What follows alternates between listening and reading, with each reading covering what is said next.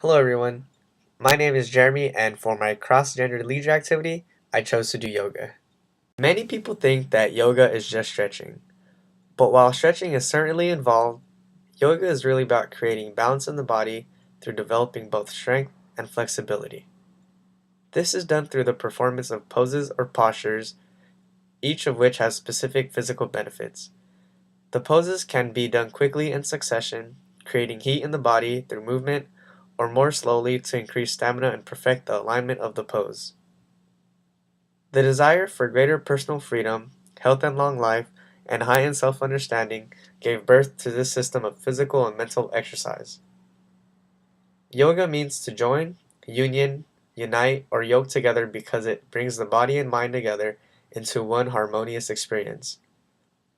Yoga is built on three main structures: exercise, breathing, and meditation. If you are new to yoga, you have lots of options. There are many types of yoga to choose from. With any style of yoga, you can improve your strength, flexibility, and balance. And all yoga styles release tension in your body, quiet your mind, and help you relax.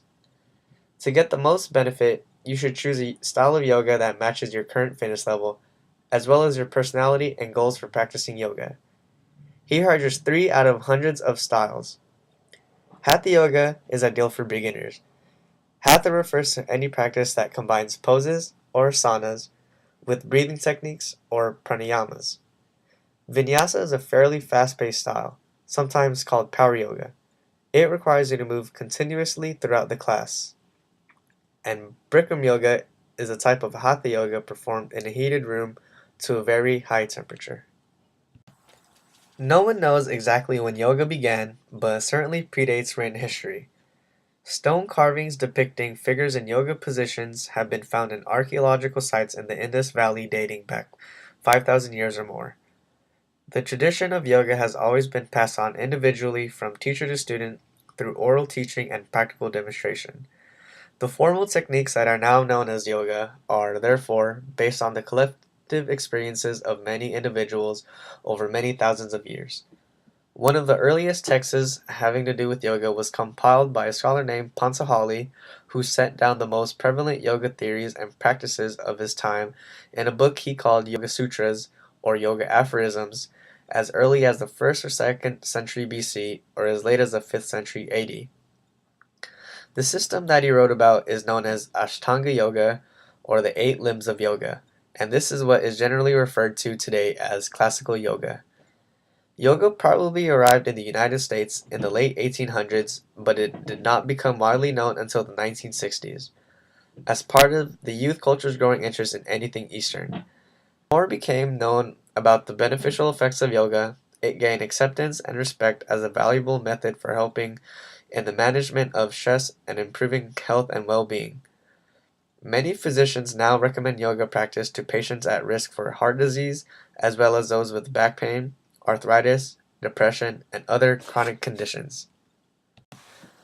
Women have always been allowed to practice yoga in India, at least within the traditional culture of India where Tantra has been influential in Bengal, Kashmir, and parts of South India.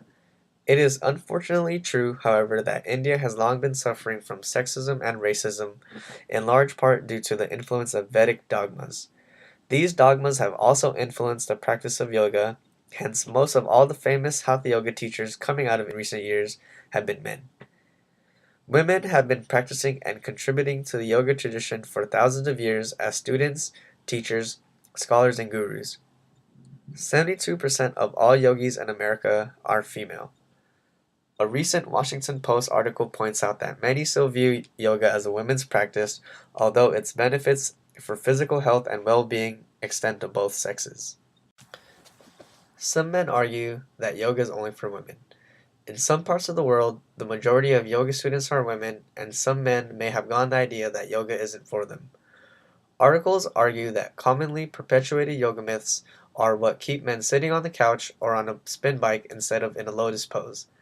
Yoga isn't a decent workout. It's too touchy-feely. You have to be flexible to do it. Men's bodies just aren't built for pretzel-like poses, are just a few of these myths. As a matter of fact, yoga was originated in India by men. It wasn't until yoga came stateside that women were the main practitioners. It may be 70% women and 30% men in classes.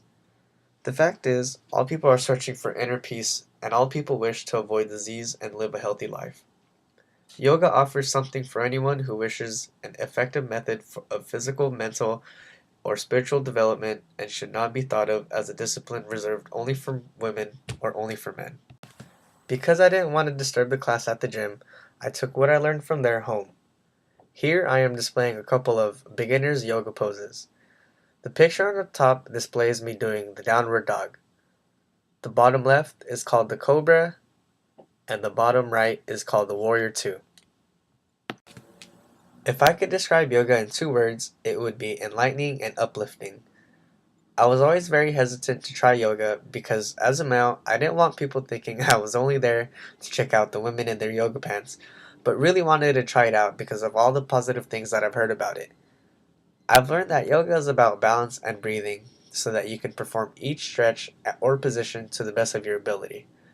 I know that yoga works out your core muscles of the lower back and abdominals, and I can feel them getting a little bit of workout as well.